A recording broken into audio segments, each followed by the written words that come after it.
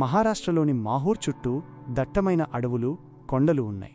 ఇక్కడ 12వ శతాబ్దంలో నిర్మించిన పురాతన మహూర్గఢ్ కోట ఉంది.